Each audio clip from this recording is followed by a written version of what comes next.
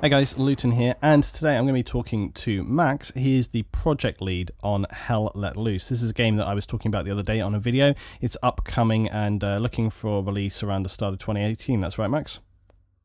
That's right. That's Yeah. right. Thanks for chatting to me. Yeah, so I think a lot of people are very interested in this game after having a few people talk about it, and I've seen more and more videos coming out now. But I think there's a ton of questions around this, even though on your website it's pretty comprehensive in terms of the information which is laid out there. But as I talked about on my video recently, there's obviously some pretty heavy questions, and I'm hoping you can help us answer those today. Yeah, totally. No, I'd love to. We've been doing this for 2 years, and it's been kind of 3 years in the making, including the design. So you're going to have to shut me up, I'm afraid. Well, let's just get into it. Okay, so first question, and this is the one that I've seen the most questions about, probably understandably. How and will the game deliver what it promises? Now, the game is promising a lot, and it's all good stuff, but I think understandably, people question if it's possible for a game with such a small team to really bring what it's saying to do. What can you tell us that's going to convince people this is a game that they should take seriously, and how do you plan to deliver what the game sets out to do? Sure. Yeah, no, I think that's a really good question. I mean, I think the fundamental thing to understand, and this is kind of the point of irony, I guess, and the thing that confused me most about when I was kind of gearing up to begin this project is that what we're doing is actually not that complicated. It's not hugely complicated. It's basically a first-person shooter. We've changed the ingredients in the first-person shooter pie. But when you actually strip it back and you look at what we're doing, we're taking quite simple elements of a first-person shooter. You know, we don't have crosshairs. We're basically taking very simple elements of a first-person shooter, and we're mixing them in a way that we feel is unique and that we feel hasn't been seen before. So when you look at that and you go, okay, so it's different classes, that's pretty staple first-person shooter. Weapons experience is pretty similar to all other first-person shooters.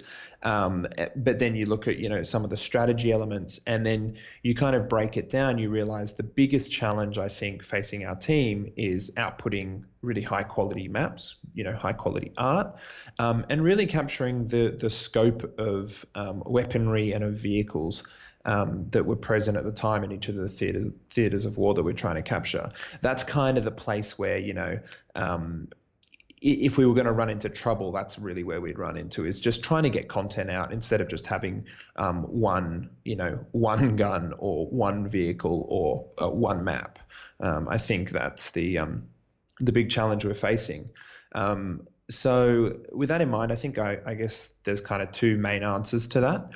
The first is that while we've only just, you know, we've practically launched off 3 or 4 screenshots, we have quite a developed alpha client, closed alpha client, I should say, that we're already playing. We're already running around in the capture sectors are working, the resources are generating off them. The deployment of your observation posts and your garrisons are up and running. Obviously, there's a lot of little things that we want to iron out, a lot of little mechanics we want to iron out, but the fundamentals of the game are in place, and it was really, really, really important for us that we had those in place before we even showed anyone anything, because we know, you know, how tired people are of kind of crowdfunding fatigue. Someone launches or announces a game, I should say, off like 4 screenshots and a talking head, and all of a sudden they've raised like $1 million on Kickstarter, and then you don't see the game for 4 years. We've had that happen to us, and so it was really important for us before anyone knew about this game that we felt confident that we could, you know, even approach what we were promising. I think the second thing is, sure, yeah, we are a core team of three people. That said, though, we have built some really great relationships actually with different people around the world, different contractors around the world, and artists and people who we will bring on full time after our Kickstarter, or, you know, depending on what happens there, we're exploring options to bring them on full time. So the scope of work is big, but we've built some really fantastic relationships with, you know, weapons artists, with environment artists, with animators, with lots of different people, with effects artists, and with sound effects artists. So we're pretty primed up to telescope the team out and really bolster it out to 20 to 30 people quite quickly. That's been a lot of my job leading up to our announcement, is to line those people up who we feel we could work with, because we know that there's a relatively short turnaround time between our announcement to our Kickstarter to I guess the release of the closed alpha.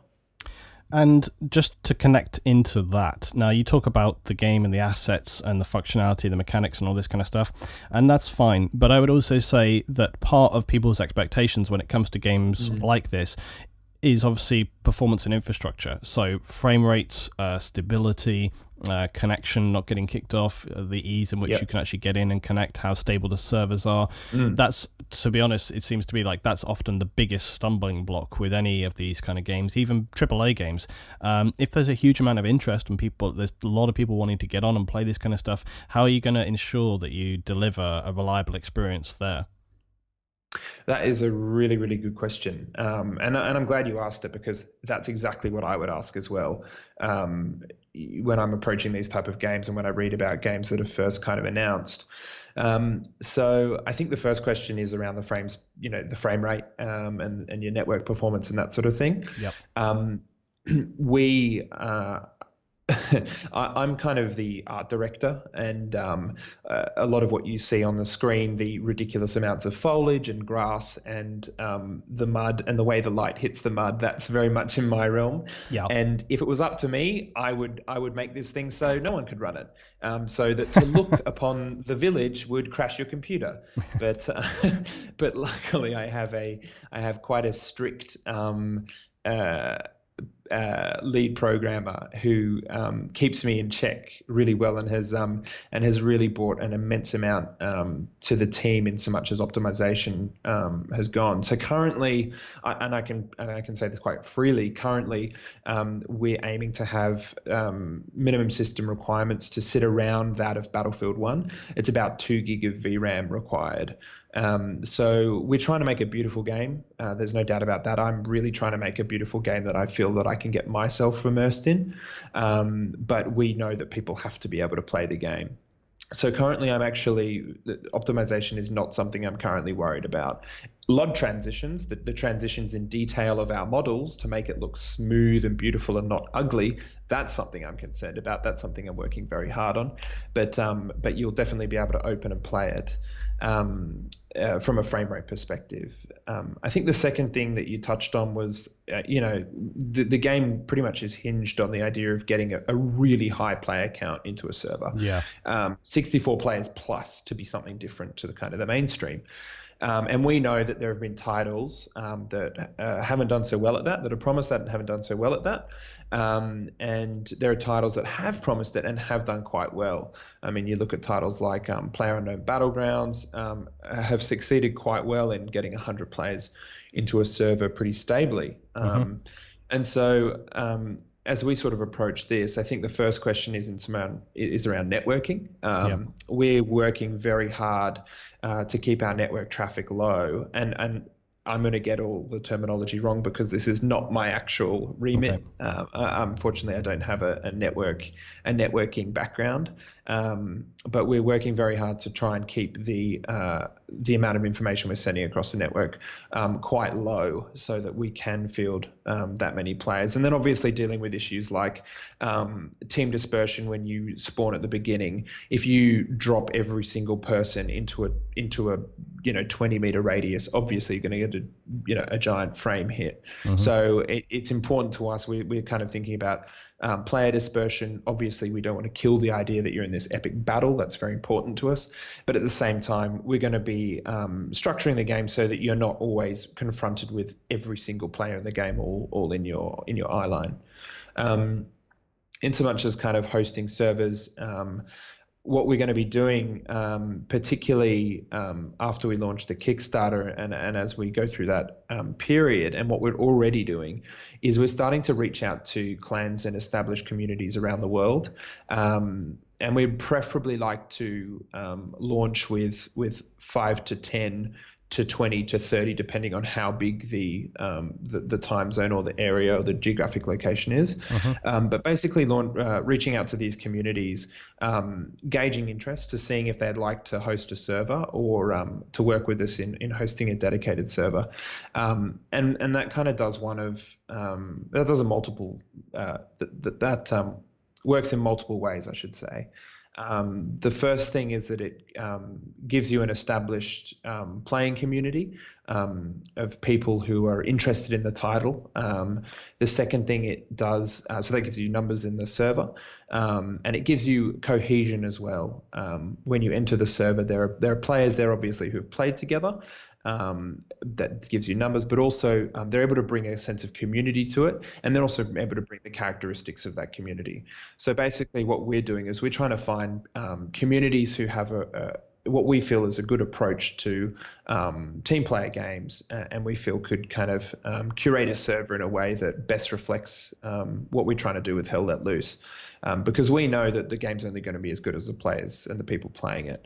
So it's important to us. Yeah. Well, that's interesting. Let's come back to that in a minute. How will you deal with abandonment if people feel like they're losing and just give up, or and that's going to make that bad situation worse? This is the kind of stuff you might see in like an RTS, multiplayer public games, or games like War Game, where people are like AFK, or they just kind of feel like, we're losing, I give up, and they just AFK out or whatever, because they, how are you going to deal with that? Like, because, let's say the game's going for an hour and it's all sort of going pretty well, but then one team start to feel like they're not making any headway, or even now, I mean, how we deal with, you see all the time in Battlefield, games that are stacked, or games which are just like half of your team not getting involved.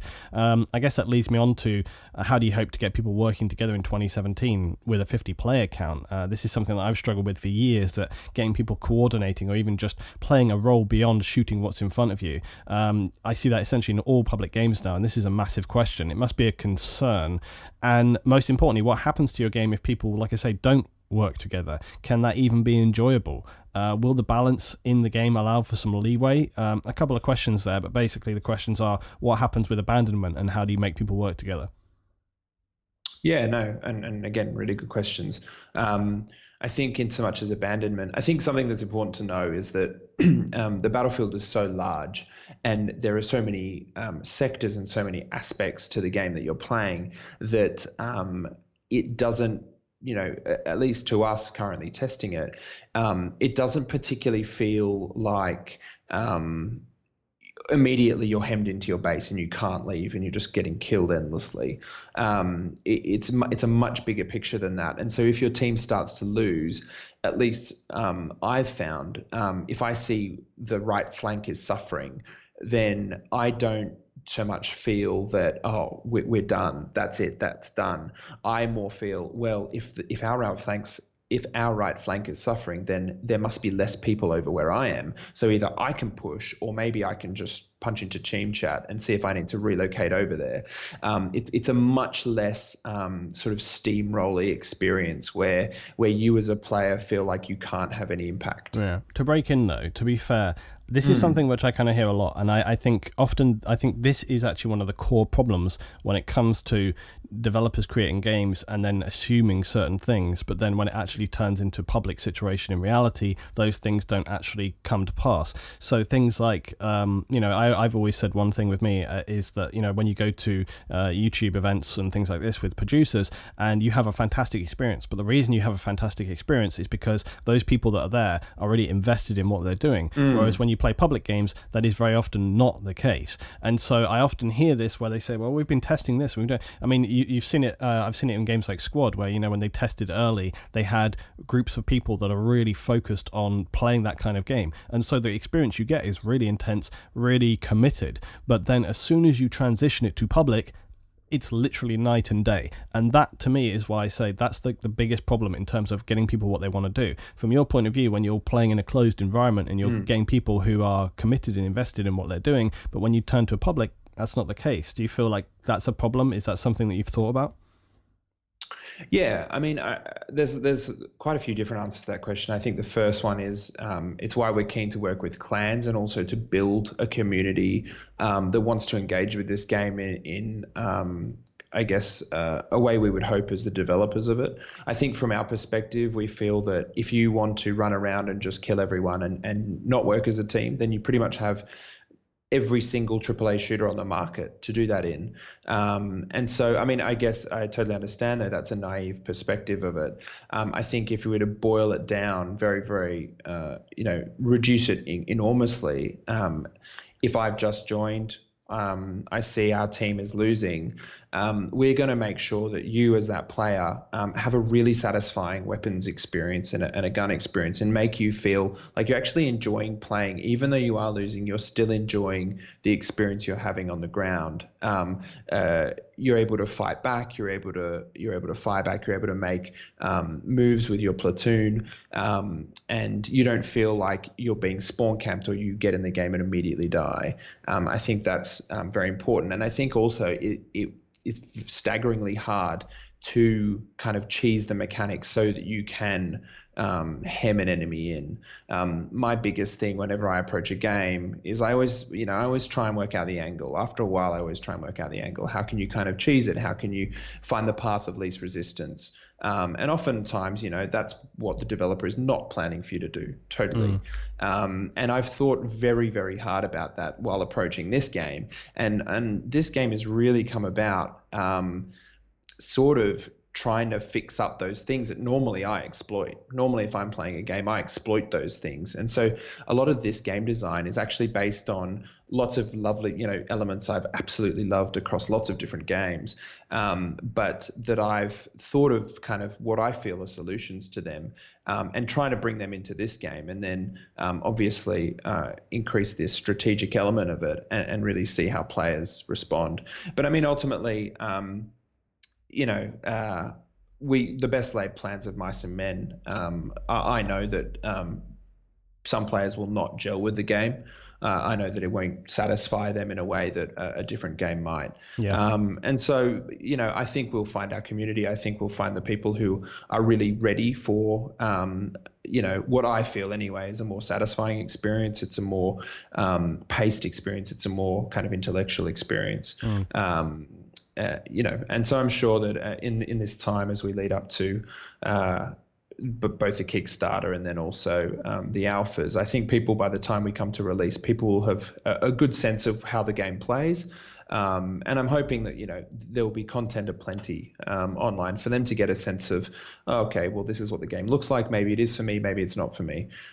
If you're really excited by the idea of working together to kind of, what this is basically is problem solving. If you're excited by working together, problem solving, laying traps, laying ambushes, fighting the hard fight out of a farmyard, down a road, et cetera, then this will attract you. But if that was never if that was never something that, you're particularly interested in, I don't think we're going to be able to make you interested in it. Are we going to be able to form teams of up to 20 or even 50 players and then just join straight into a match? At this stage, honestly speaking, we haven't planned for that. That's very much, I mean, I think what we're going to be doing is we're going to be laying down the base mechanics of the game. We're going to be tweaking the base mechanics, making sure that the experience we get kind of matches what we have on paper, in the actual game design. And then once we're happy with that, I think we'll be making a lot of moves to work out different ways to increase player cohesion, to service kind of clan matches and other things like that. Will you be able to pre-make your groups at all? Will you be able to get like a bunch of 5 guys and join in as a group like that? Or is it very much like, hey guys, I'm joining server A, I'm playing on this side, jump in with me? Is that how it's going to play out? I think initially it will play out, particularly in the closed alpha and the closed beta, that it will be, I'm on this server and you'll send them an invite on Steam. But I'm a big FPS player and I really loved Verdun. And the one thing in particular that I loved about Verdun was not only the pre-made groups that you could form your little band of 4 players and deploy together, but we also loved the way that you would level as a collective, and not just yourself, but if you played with your friend over and over and over again, that would accrue as to a I can't remember what they call it. I think it's a squad level, and And so we took, great note of that. Given that our game is similar in that sense that we want you to play with your friends, we think you'll have a more satisfying experience when you play with people who you're comfortable playing with. So we're really keen to encourage that. So I think ultimately I would love to have a platoon deployment screen where you could deploy, you could build a team and then you could deploy with them. Yeah. I've seen people in my comments saying this is Project Reality clone or it's World War II squad. Is that accurate? I think we definitely. I'm a long-time Project Reality player, and I've played Squad as well. I would say that I'm more of a Project Reality player than I am a Squad player. I think that we definitely. I definitely love some of the ways Project Reality redefined the first-person shooter genre in some of its mechanics, particularly around spawning and different things, but obviously bullet damage and just the general feel. I think the biggest selling point for me for Project Reality particularly was the tension of going into battle. It wasn't even shooting. It was the really uneasy truck ride or helicopter ride to the front line. But no, this is very much a separate title, and a lot of the things that we're doing are things that I felt I would have loved, whether it be the Project Reality team or the Red Orchestra team or whoever. I would have loved them to bring to it, and for whatever reason they that's not what their priorities were. So no, definitely not. I think a big thing for me is I love art. I love game art. I love capturing the era. And, if you look at the screenshots, I care about how the game looks. I'm excited to make it look as good as I possibly can. Mm-hmm. And not only that, I'm also very keen to give a satisfying weapons experience. When you're shooting at things, yeah. I want it to feel very satisfying. And so I feel that our game is a very different beast to Project Reality or a World War II version of Squad. Can you tell us more about destruction and how you've enabled this in a limited way? Yeah, so we're testing it at the moment. We did some absolutely ridiculous full building tests where we basically built a bit. We fabricated a building out of the materials and gave them the different strengths and weaknesses, and it was a very cool effect. It was a really cool effect to blow up. And I was actually thinking about posting it to one of our channels, but I thought it would be so unhelpful if people thought we were actually doing that, because that really would crash your computer. But no, I think I've said it other places, but it's more important to us to field the player count than it is to have you be able to destroy every single thing. That said, we feel that there are things that need to be able to be destroyed tactically and to kind of channel the flow of movement across the map. Things like if you run your Tiger tank into a small wooden fence or a low dry stone wall, that needs to break. There's no doubt about it. At the same time, I'm a big believer in being able to deny the enemy different avenues of approach, and so it's important to me that bridges particularly are destructible and can be taken down and denied the enemy. I think that's a really powerful gameplay mechanic that is really kind of interesting and exciting, and it's not particularly hard to do, but it requires focus and patience to destroy a bridge. Yeah, I was going to ask sort of what's the mechanics there in terms of how to take it down. One guy with a bazooka, or do you need to lay charges? And also, just while I'm talking, any way to rebuild those bridges? I know obviously that's not very realistic, but just in terms of a game mechanic, any possibility for that? I actually am not fussed one way or the other, but I thought I'd ask just out of curiosity. In so much as taking a bridges down is concerned, I'm trying to look at the exact mechanics around it. The engineer class will be issued explosives, but I'm looking at ways of working out exactly the power of those explosives, what they'd be used for. I do know that the engineer class would be the ones setting charges on the bridge, much like you see, in the final scene of Saving Private Ryan, and much as the engineers of World War II did numerously all over the place, all the time. So that will definitely be an engineer role. At the moment, we're thinking about possibly creating a certain amount of explosives that you need. So maybe the engineer needs to call for reinforcements, or he needs supplies, or he needs the support player in his platoon to give him ammunition in order for him to lay those explosives. So that's all stuff we're exploring at the moment. But that's basically, you'll definitely need to lay the charges. It's not going to be a one man and a bazooka or one man and a couple of grenades type affair. I would very much like to introduce the engineer variants of a couple of the vehicles. The Hanomag had an engineer variant, which could allow it to lay temporary bridges. Sort of, the long metal structures that would sit across the top of the chassis. I think that'd be a really fun thing to do. I'm a giant fan of playing support roles, and so when I'm playing the game, I think you'll find me either driving around an armored recovery vehicle or driving around a support vehicle, doing stuff like fixing bridges. Yeah, I think, one thing that I would say as well when we're talking about kind of how do you get people working together, this game is going to require some support elements. But again, I don't think people should necessarily just assume by default that won't happen. You look at games like ARMA, and often when you go on an ARMA server, the one thing you find people doing is running transport because they're running helicopters constantly. But whether or not that's because people just literally like flying helicopters, if it was a case of driving trucks backwards and forwards, I'm not entirely sure whether that would be the case. But anyway, will you look to introduce complex gameplay elements in a user-friendly way? So what I mean with this is that seems to be almost the key in getting people to gradually skill up and work together. Looking at something like Overwatch, it's a good example, but obviously it's a lot easier when you have low player counts. But the principle is there of having a fairly straightforward introduction in terms of what you're doing and then gradually building it up. I'm not going to use the cliched phrase that everyone uses with these things at the moment, but basically start simple and then build your knowledge.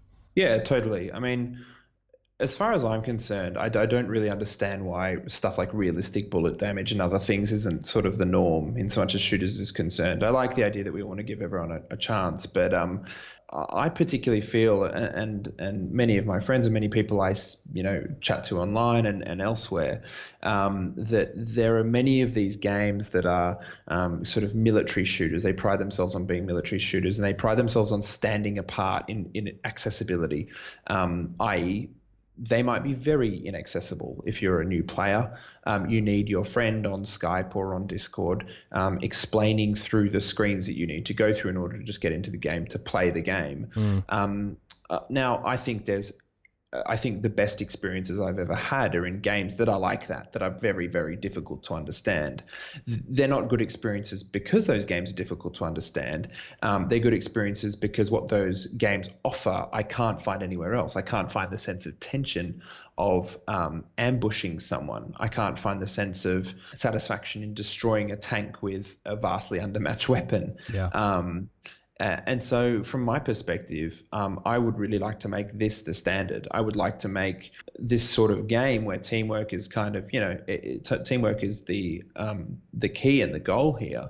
I want to make this the standard. And so with that in mind, it's really important to me that, as designers and as developers, that we do everything in our power to communicate the different concepts, and whether simple or complex, to new players, and not try and put them off or not try and make it difficult to understand. Like if a player walks up to a vehicle, for instance, I see absolutely no problem with giving them a tooltip for which key accesses the vehicle. I don't think it's helpful for anyone if that player then has to press escape, has to go to their controls, has to scroll through hundreds of key bindings to find enter vehicle as a key.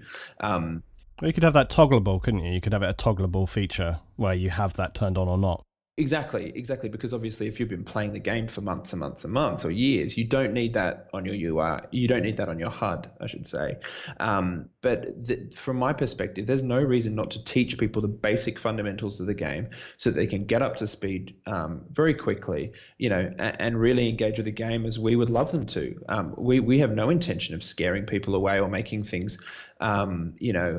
difficult for difficult's sake. Or similarly with Overwatch, where you have one button where you can press with an overlay, and then it just gives you a heads up about that character, about that role. What is their functionality? What do they do? What are you supposed to be doing? I think there's a lot of FPS games right now which could benefit from that kind of functionality. In fact, actually, I think it's probably one of the things which could help the most. And if I was to get into it, games like Battlefield probably really, really need that right now, where you just hit a button and it says, hey, this is your role, this is what you can do, and this is what you should be doing. And then we get back to the whole thing of people hate it when I say should be doing, because they're like, don't tell me how to play. But honestly, it's like, I'm talking about the core basic. Look, if you're a rifleman, you're supposed to be doing a rifleman. If you're an engineer, you're supposed to be doing engineer stuff. That's the whole bloody thing, right? Exactly. I mean, well, that's my perspective on it. Is I personally, when I set out to play a war game, I want to play sort of a simulation of war. I want to, I obviously don't want to be cleaning a Humvee the whole time I play, or dragging crates the whole time I play. But I certainly want to have a vague sense of maybe what it felt like to be there on the day.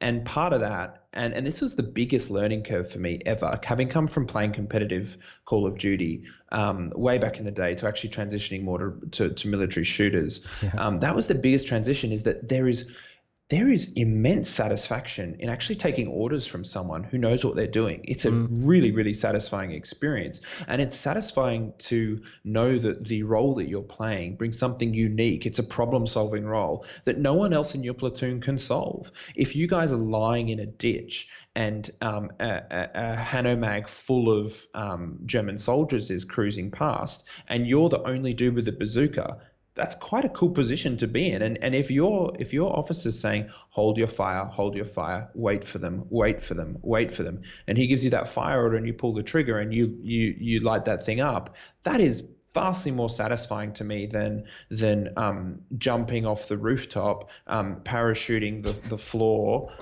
to the ground, and just destroying a vehicle occupied by one man. That's not very satisfying to me. It's much more satisfying to me to play a cohesive role in an army. And obviously there will be there's going to be restrictions. We pride ourselves on our restrictions. There has to be restrictions to even come close to kind of simulating what it was like on the day. But at the same time, I think, there isn't a role that I wouldn't want to play. I think all of them bring something really unique and kind of really interesting to the battlefield, and we've really worked hard to make sure each role feels like it has a really unique offering in what it brings, whether it's the engineer deploying barbed wire or anti-tank traps or barricades, or if it's the officer who's obviously leading and he's bearing the responsibility of the platoon's movements and their spawning, or it's the support player who has some ammunition. He typically has a slightly longer range weapon, and eventually we would like to introduce mortars and or a flamethrower to the support player, depending on the force. Wow. And then, you have the anti-tank, is obviously needs no explanation, but then the assault class has his SMG. He's the guy you want to go in first to the farmhouse. He's the guy who you want opening the door, not the rifleman. You want the rifleman, keeping overwatch of the area. You want the MG gunner positioned in a way that allows him to see a really wide field of fire. All this stuff that's the bread and butter. That's the stuff that makes it exciting. And I think as well, leading up to the release of the game, we're going to work hard. We're going to try and make it easy for people to understand. We're going to release videos explaining this is this role. This is the way you will succeed with this role. Yeah. The machine gunner is not the guy to go into the farmhouse wildly spraying your 200-round, drum magazine. The machine gunner is actually the guy you want sitting back, typically behind your platoon, acting as kind of an anchor and providing a field of fire as the rest of the platoon sort of maneuvers to the flanks. So we're going to really kind of work pretty hard mixing World War II doctrine with the roles that we're presenting people. That sounds fantastic, and it is good to have you kind of on the record as stating at this point, like, that's where you want the game to head towards. I think that'll be really good for a lot of people to hear. A couple of simple questions now as well. Is there going to be ballistics in the game? Yeah, we're kind of looking at that at the moment. I mean, yes, ultimately, particularly when we're looking at stuff like tanks and things, we really want to recreate the experience of ricochet, whether that be off the ground or off a particular angle of armor. In so much as weapon ballistics, we would like to assign a density to different materials. It's very frustrating, obviously, if you're firing through a small wooden fence and the guy on the other side is totally impervious. So definitely, and I think as we go, we'll be refining that as we go. In so much as bullet drop and stuff like that, I think when you look at the figures on how much bullet drop is affected and things like that, bear in mind most of the play, pretty much every single player bar, probably 4 in the whole game, unless you're obviously in a vehicle with a an optic on the gun, you're going to be playing with iron sights, and so a lot of your downrange experience will not be that affected by bullet drop. I'm not going to promise having to factor for wind at this stage. When you're looking at kind of the sniper rifles and things like that, there'll be different damage models and to tie in with our medicing system, which we feel is complex enough, but also doesn't become contrived and sort of I've stubbed my toe, now I limp everywhere, or I've walked off a step and I've broken my leg. Well, that was actually going to be my next question, was to kind of just explain a little in short, like the medic system as well. Can you just run that one through? Sure, we kind of break it down on the website a bit, but basically, I looked at games like Red Orchestra and other titles like that, and I think that's where we want to end up much more than on some of the more intense. I point to ARMA as being one of those more intense manifestations of the medic system. Obviously, part of that is due to complexity. I think we want to make sure we would like to be able to create a pretty consistent and simple concept that players can engage with quite quickly. And also, when you look at World War II medicing, it was quite a simple triage process. It was quite a simple treatment process, particularly on the battlefield. So we feel that our system kind of captures a level of depth and intensity to it without overburdening the player with having to bind a broken ankle or X, Y, or Z. And that leads us into what is your envisage of the kind of gore aspect to it, and is there going to be arms and legs all over the place, and also in terms of body despawning and kind of cleanup, how are you imagining that? Like, if a tank gets destroyed on the battlefield, does it stay on the battlefield? If a body, like if 10 guys are running across a field and they all get cut down, do those bodies stay on the battlefield? There's obviously, in terms of people kind of respawning, any kind of clutter, as I know from Zeus, in Arma, any kind of clutter on the battlefield obviously takes away from the server, performance and so on and so on, especially if you're having a game which lasts 1 or 2 hours. On the other hand, it's very atmospheric. So have you thought about that? Is there a line to draw there? Yeah, I mean, and that's going to be, you ask me, my first response is I would love hundreds of bodies to be piling up on top of each other. I want, while limbs rain from the sky. And, I don't think we should be sanitizing the reality of what a weapon does to a human being. It's, at the end of the day, these conflicts happened, and I think it's it's ridiculously tragic. It's tragic on a scale you can't really comprehend. So I'm very much intending to have Gore to have the real effects of a flamethrower in the game, as done so brilliantly by the guys at Tripwire and other studios. So yeah, we'll be looking at a very realistic adult rating for that. At the same time, as you said, it is about net load, and that 100 player goal is really important to us.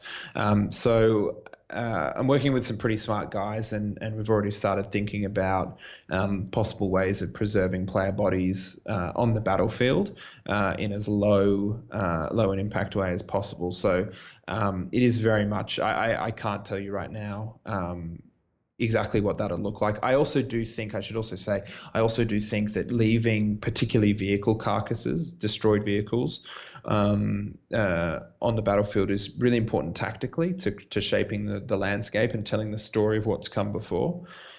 So we'll be looking at a lot of different ways of doing that and trying to do that in a low impact way. I will say though, people have to be able to play the game, and so that will be always the first priority. But right after that, we'll be looking at how to preserve that battlefield history that you're making as you play that game. Yeah, sure. Team kills on, and if so, what punishments for people that are team killing? Yes, team kills on. We'll look at that. We might offer a server style that allows you to disable team killing. Again, this is a lot of stuff I'm really keen to look at in the alpha, but the alpha and the beta. But my first response is that team killing will be on. You will be able to team kill people. What we'll be doing is we're exploring the idea of locking down the main base spawns, so that no one can be team killed in them, and at the same time the enemy outside can't shoot into them. From playing these games, I know that the trolls always try and mow down everyone in sight right at the start of the game, and then they immediately get banned and they quit. And I think if we can stop that happening, then the player dispersion will not only spoil their fun because they'll have to run around to try and actually find all the people they want to kill, but at the same time, we're going to have a lot of flags indicating particular players' team killing. I mean, there are roles, and I know from being the commander in Red Orchestra that if you call in an artillery strike and then all of a sudden you have a couple of bots or guys just continually running into your artillery strike and not forgiving you, it's quite frustrating to get immediately kicked for that. So we're going to be looking at creating role-specific team killing. You know, it's always going to be a balance. We're always going to need a good community. We're always going to need to work with great admins, looking at how we moderate that. But I'm definitely thinking about ways of limiting that. Particularly, I think something we will be doing. We don't have a kill feed. But I think we will be reporting the names of players who team kill. I think that's something helpful. It's not realistic, but I think it's helpful to give the team a sense of who might be causing issues in that sense, and allow admins certainly to identify them very quickly. End of round scoreboard, because this is something which has become a bigger thing over the years, people focusing heavily on KD, and there's an argument to be made that KD is important because if you're killing the enemy, you're denying them, and that's an important role to play. However, also people get hung up on KD. I guess the most important thing is I think I actually don't have an issue with KD being on a scoreboard. I just think that it shouldn't be the most prominent thing. Is that something that you're taking into consideration with your end of round scores, and kind of like what's the overall breakdown on a final round of Hell Let Loose? That's a really good question. So I'm the type of player, I'm really competitive. If anyone knows my Steam ID, half my screenshots are my scoreboards of me getting, a ridiculous amount of kills and very few deaths. And as a result of that, we are not going to report the KD. Okay, wow. We're not going to report your KD. We, at least not during the game, not while the game is played. That's interesting, yeah. Yeah, we're really changing up the scoreboard system, and kind of I feel that a lot of the time the scoreboard has become this bizarre thing in all shooting games where all it does is just measure your KD, or it measures the sort of the points that you're accruing from doing arbitrary tasks, like you're standing there next to a bottleneck in Battlefield and you're dropping med packs and it's just giving you points. I think that can work for those games, but what we're keen to do is something a bit different. So basically what our scoreboard will look like is your score will be always reported in platoons. While you're playing the game, you will not see the score of your own individual self. You'll see the score of the platoon, and you'll see the score in 4 different metrics. The first metric is the offensive ability of your platoon.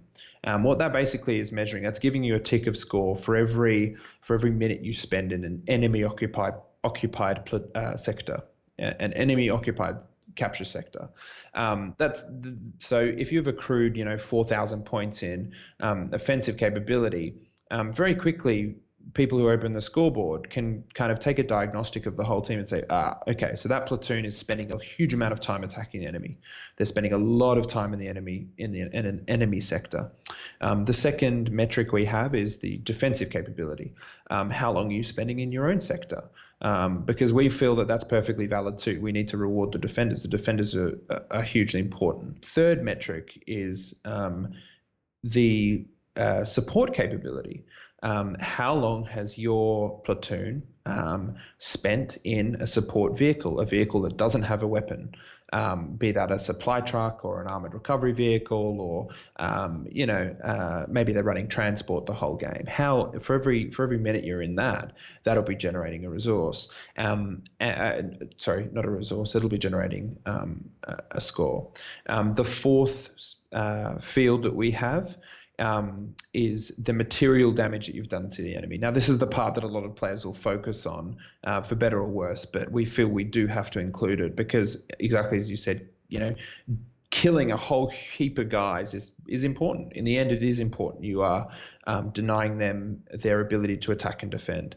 And so what the material damage will report is sort of the point cost, the manpower point cost or the fuel point cost of the vehicles and that you destroy and the people that you do kill. And so we think it's kind of an interesting way of going about it, in so much as you'll be able to open your scoreboard mid-game and you'll be able to look through the different platoons. You'll be able to say, okay, so Bravo platoon is really heavy defending and they're doing quite a good job of defending. They've got a pretty high material damage score there, and they're defending, a huge amount, and you'll get a sense of that's Bravo. And so Bravo will be able to open that and see, their effectiveness. And we feel in that way, and we know that a lot of players won't be happy with that. A lot of players want to get on, just kill everyone. That's their way of feeling satisfied in the game. But for us, it's really about rewarding the platoon. You are only as good as the guys you play with. The medic is certainly not going to be killing everyone. You don't want the medic to be killing every single person around them. And so he's rewarded. If you guys are if you have a huge amount of uptime because your medic is a really good medic, then he's equally as rewarded as you are. Next question, will there be interior vehicle models and enter-exit animations, and will vehicles be first-person only?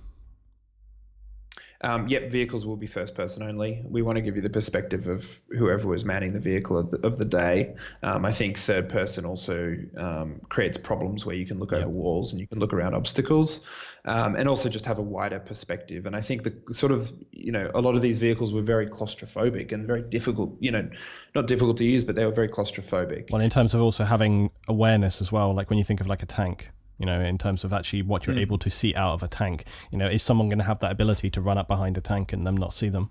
Yeah, they will. They definitely will. I mean, to that degree, though, the guy running up behind the tank, there's a very low chance that he will be able to destroy that tank immediately. You're not going to see someone cruise up in a Jeep, hop out of the Jeep at speed, hit it with 3 grenades and watch the tank explode in a burst of fireworks. Well, that's like I say with the entry-exit animations, that's another question people had asked, because I think people are very aware of that. Is it going to take you like a second or two to jump out of a vehicle? I think the reason people ask is twofold. I think one, they want to just see it as being a thing that you have to do, and also people don't want people driving around in a Jeep and then literally bail out of the Jeep and let the Jeep just run into a load of guys and team, not team kill them, sorry, just run them over, road kill them. But if it takes you a second or two to get out, it's going to be much harder to do that. And also in terms of like if you're on a tank, right? And I always said that Battlefield needed this, and I still don't know why they haven't done it. Your vehicle starts taking a ton of damage, it's getting hit by rockets or whatever, and you're thinking, holy crap, we're going down, we need to get out of here. Now people bail out of the tank, and if they can literally just press one button and ping, they're magically out of the tank, they can usually save themselves.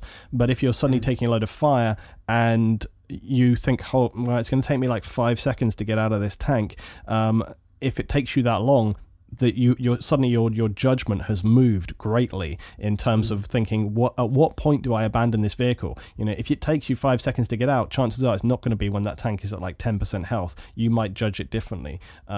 So is that going to be a factor? Are you planning to have that kind of thing with the entry-exit animations? Yeah, I mean, and this is actually feedback I've given to other titles, just as that annoying person on the forums.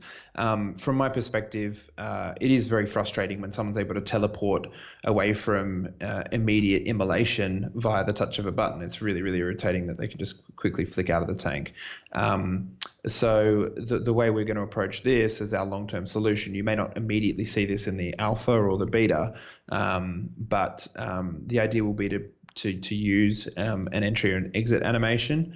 But from our perspective, that entry or exit animation shouldn't take longer than it should be almost the fastest possible iteration of that animation, because I've also played other games where they do have quite long entry and exit animations, and I found that very, very frustrating when under fire that my guy is slowly opening the door and he's putting his first leg in and then he's putting his second leg in. So the idea is basically to provide an entry and exit animation, but for no longer than we feel is reasonable for someone under fire, basically.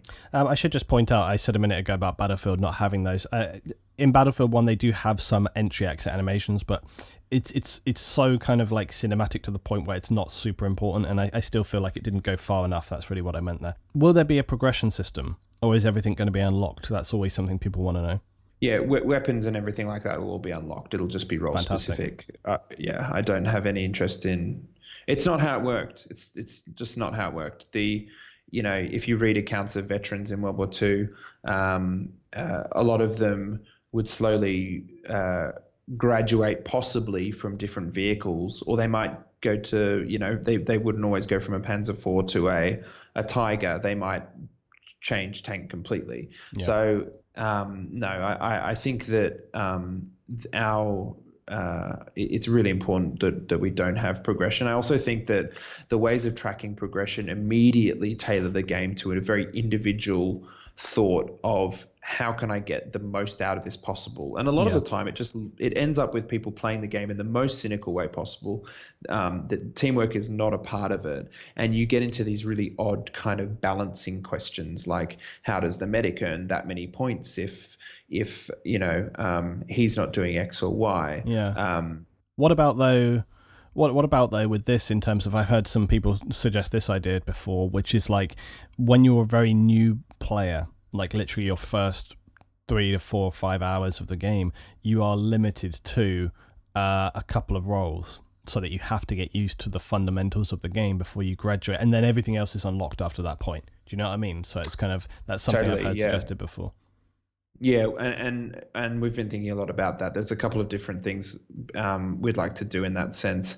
I think that is a really good way of doing it. I think, unlocking the assault and the rifleman role and the support role are pretty solid ways of introducing players to the game in a pretty low pressure role. I think that's a really great idea, and I'm certainly keen to explore that, because if you don't like the game as a rifleman or as a assault player with an SMG or with the MP40 and that sort of thing, then I don't think you're going to love it when you are having everyone shouting at you when you're playing as the officer. Yeah, I think it's one of those ways of just buffering in new people. It's not to say that obviously you wouldn't have someone come in and know exactly what to do in those roles straight away. Of course you're going to have that, but at the same time it's kind of like a safety feature. It's like it's a child lock, if you want, to just prevent them kind of getting their hands on that stuff and denying those roles to other people who do know what they're doing and that should be taking those roles, basically.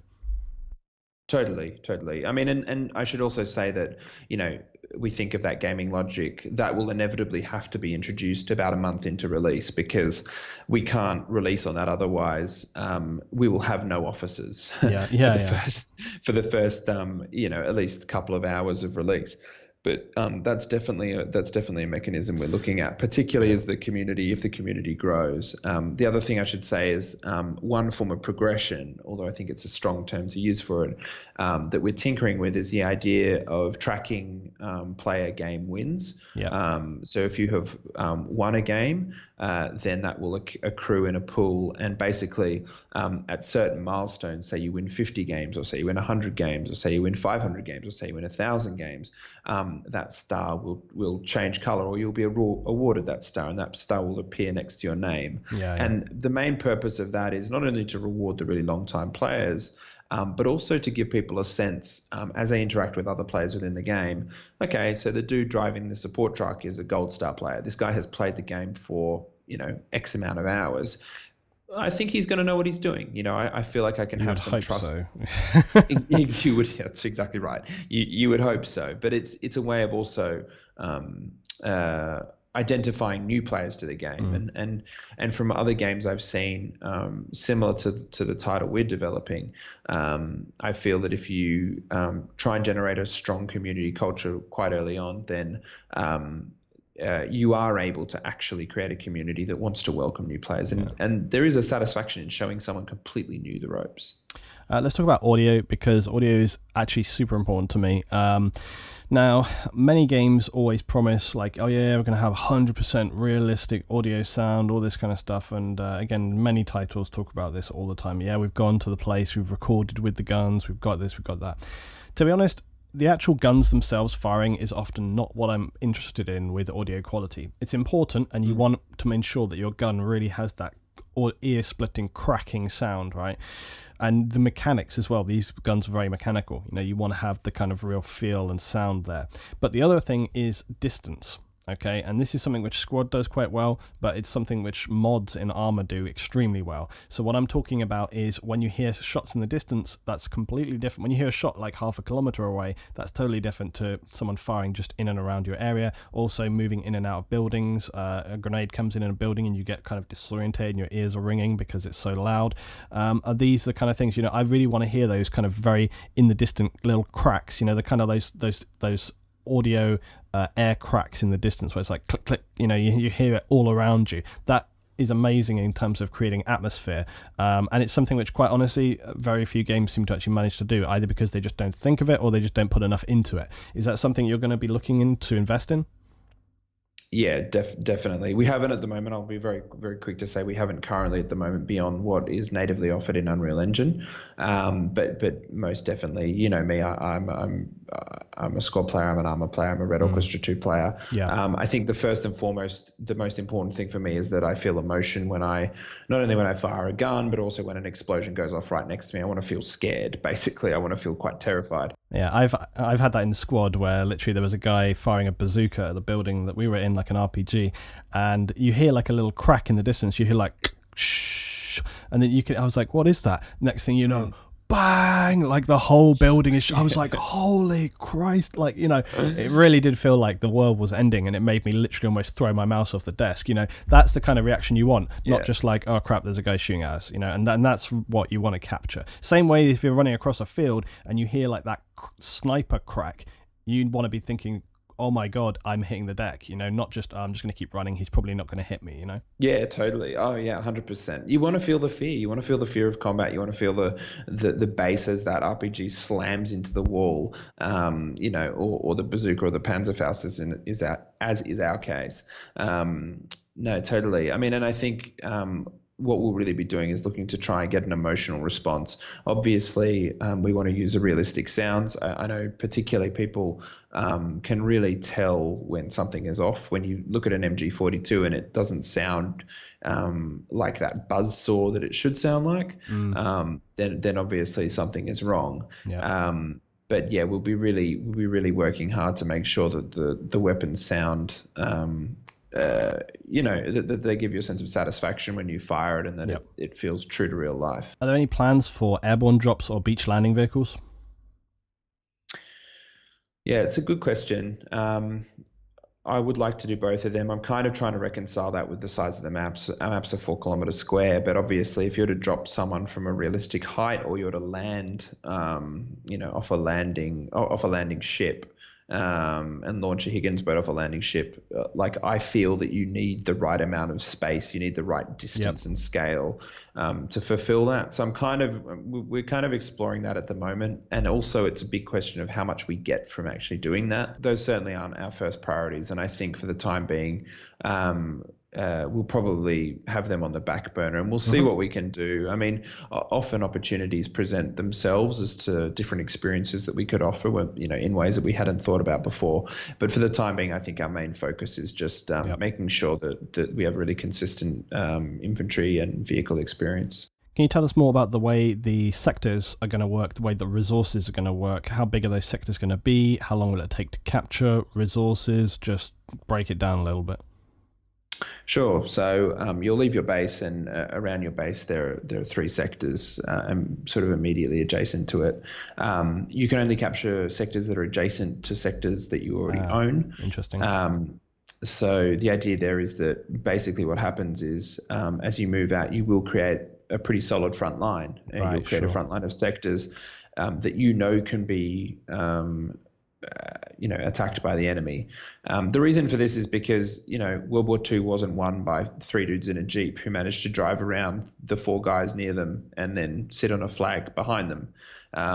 We feel it's important to have a front line that moves, not predictably, but moves reliably, so that players can parry and counter where they think they should.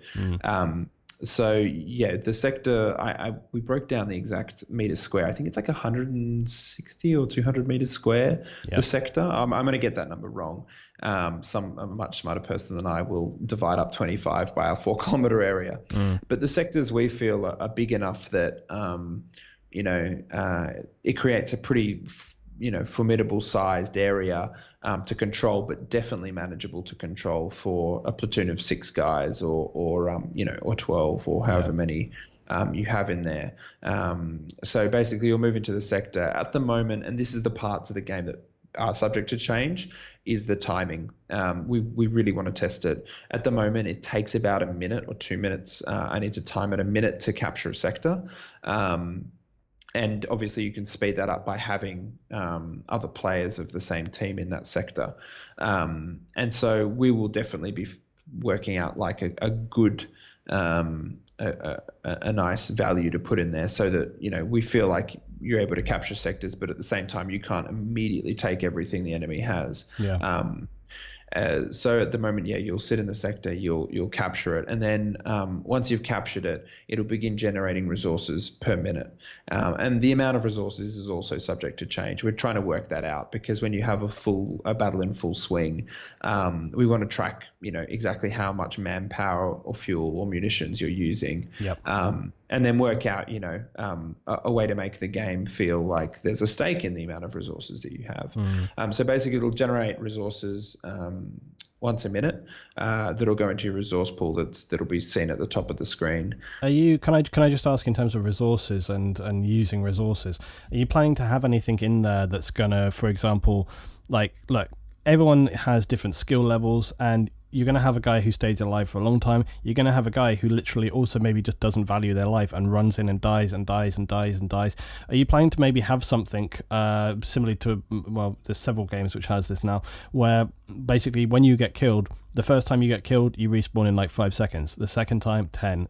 The third time, 20, and so on and so on. So it basically builds that continuing, like you're being punished for just throwing your life away over and over, because otherwise that can create an unfair impact on your resources to other players in the game. Are you thinking to connect that into your resource system? At the moment, I'm kind of trying to keep away from punishing people for giving, for dying too much. I feel like it is important, particularly in a World War II game in which so many people did die, that there is a sense that you can sacrifice yourself. Yeah, there's a difference surely there between knowing you have to sometimes take a big risk to get onto something, and people who literally do not care whether they die or not. And, sometimes having that kind of, it's not about necessarily punishing people, it's about helping remind people, hey, look, you really need to think about what you're doing, and there's consequences for that.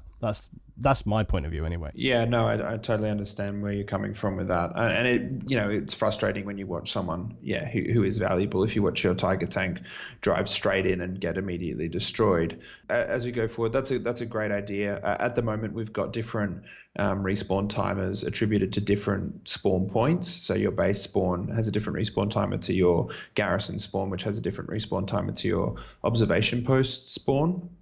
So I think as we move forward, we'll be seeing, I want to have a look, and I want to see if these players who do throw their lives away a lot, if they are actually, if they do really damage their team's resource pool, and I guess we'll work from there. At the moment, the very low cost roles, namely the assault and the rifleman, sure. Are kind of designed to be very expendable. Whereas obviously roles like the engineer and the heavy machine gun are much less so. Well, yeah, I mean, maybe you tailor it so that, like you say, the low-cost ones just respawn almost instantly, and the other guys do have like a big penalty if they die, or something along these lines. But I can just imagine it can be super frustrating if someone's taking on expensive roles and then just throwing them away constantly, and then kind of burns it down, while meanwhile you're out there in the field trying to do what you need to do, and you're getting on with it pretty well, but there's some guy over here who's just like burning through your resources. That could be pretty annoying. Yeah, no, no, yeah, exactly. I mean, and we have a very similar system to already what you're describing for our vehicles. Yeah. If you have a very valuable vehicle destroyed, it's not going to respawn in the next 2 minutes. It's gonna take considerable time for it to Well, respawn. here's another thing with that. Also, with vehicle respawn time, what is there in place to stop people kind of? Well, actually, I know that's because you have specific vehicle roles, correct? So you have like, if you're like you have to take tank driver or something like that. That's right, isn't it? You have that, or is it can Yeah, anybody that's can right. drive vehicles?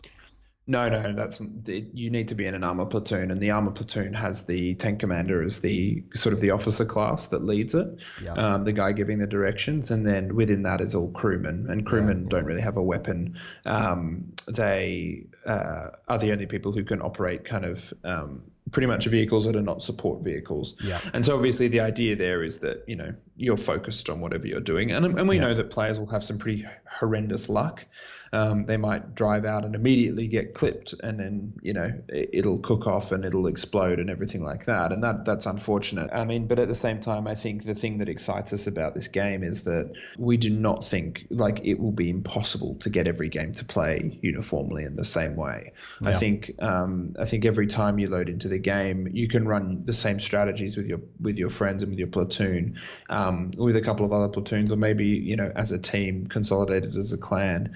But I don't think you're ever going to play the same. I don't feel like you're ever going to have the same experience over and over and again to the point where it gets boring or tedious. Yeah. I think it'll actually be the opposite. And I think you'll actually see a lot of the map. Like the map, we've put a ridiculous amount of detail into it. And I feel like every time you play, it'll feel like you're in a completely different location. It'll feel like you're engaging with completely different landmarks and different kind of frames of reference for where you're fighting. Just like kind of one-off tangent from that. Is there going to be any sort of ground deformation in terms of if something gets blown up heavily, or let's say you're firing mortars at a position? Is that going to create deformations in the ground, which then people would be able to use as like foxholes or kind of just little positions to cover and things? Is there anything like that going to be in there, or is that too much? I think at the moment that's going to be too much. I mean, we're looking at lots of different ideas. There's the idea that you char the ground wherever you've struck. You place an explosion decal, or maybe you place a 3D bomb hole. The problem is you start to get into kind of graphical ugliness, and you also start to get into weird glitching, really kind of increased points of complexity. So I think at the moment that won't be the focus at all. Trees, like if there's like a little hide of trees where there's like a couple of guys hiding out and you spot them, can you get your mortar guy onto it and then just destroy those trees out so that people can't use those trees later? That's something we're going to need to test. At the moment, no. I mean, your mortar strike on those trees will kill all the guys in the trees, but the trees at the moment won't be destroyed. Yeah. I remember us having like a round of Bad Company 2 at one point where we systematically removed all trees from the like lower element of the map, and the guys trying to push up basically couldn't because they had zero cover. But there's something tactical to be said for that. And my point is like, let's say you've got like a field of view from like a small town or farmhouse or something, and you can see, hey, look, there's a little area over there where we want to deny that to the enemy. If you can pre-designate and get your mortars on that position, clear those trees off, and then it's going to prevent guys from taking cover there. It may be something that you could tactically sort of you're kind of creating passive interaction with the map in terms of denying situations to the enemy. I think destroying trees and small things like that would benefit there, but yeah, whether we can do that. Totally. Oh, no, you know what?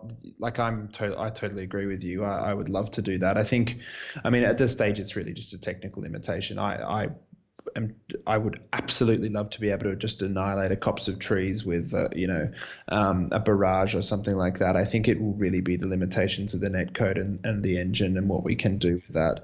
I mean, we've been looking at things like Ark Survival Evolved. Obviously, you can destroy a huge amount of trees in a server of, up to 100 players. We know that there are solutions to it. We know that there are ways of doing it. It's mainly just working out, again, in the list of priorities, where we want to focus our efforts. And I think, I would very much love to do that, but I don't think we're going to see that in the game, at least not in the first year. Last question I'm going to ask. Many people have been burned by games now which didn't deliver, or early access that literally never ends. Can you please tell us very simply why Hell Let Loose is going to be different convince basically the audience that you're trying to sell this game to? Yeah, no, I think it's a very good question. I mean, we, the developers, also have experienced Kickstarter fatigue. We've experienced crowdfunding fatigue where we back something and then, 3 or 4 years later, it's sort of just a game. It's sort of become a game finally. And we're really aware of that it's also a lot of games, particularly on Kickstarter and other crowdfunding platforms, are sold off a couple of screenshots and someone talking to camera explaining, X, Y, and Z. So I think it's important to note that we've only kind of announced our title with an alpha working in the background. A networked alpha is working. We are able to run around and play our game. And that, with that alpha working, we have the confidence that we are able to move forward and to reach the goals that we've kind of outlined, both on our website and what we'll be outlining on our Kickstarter. Which is hugely exciting for us. We are really excited to get people in, to get people playing the game, to see what they think, and to really kind of immerse themselves in France in 1944. So yeah, I think as we move forward, we're going to be really sensitive to the fact that people are tired of this stuff, and we're going to be really trying to update the community and show the community the progress that we're making, because it's exciting. It's exciting to us. It keeps us developing. It makes us excited when we see a new weapon come off the factory line, or when we see a new effect be brought in. We find that really exciting. That said, I think it's also important for us that we create a game that has a proper level of professionalism and polish. So it will be our intention when we actually do launch for early access that we're able to put our name to this and say that this isn't a half a game where you are coming and you are playing a game with more bugs than actual satisfying moments. We want it to be a very solid experience by the time we get to, it becomes early access release. We really want it to be a finished title that then our main focus is on expanding the content. It's on bringing more vehicles in, bringing more weapons in, and maybe refining some of the stuff based on community feedback. But we'd really look at broadening it, not continuing to build what should already be there. Well, everything's sounding awesome, dude. Thanks for taking the time to go through all of this with us today. If anybody has any questions or further thoughts down below, guys, please drop it in the comments and we'll try and address that at a later date. Max, thanks again for talking to us today. Thanks very much, Luden. Thanks for having me on.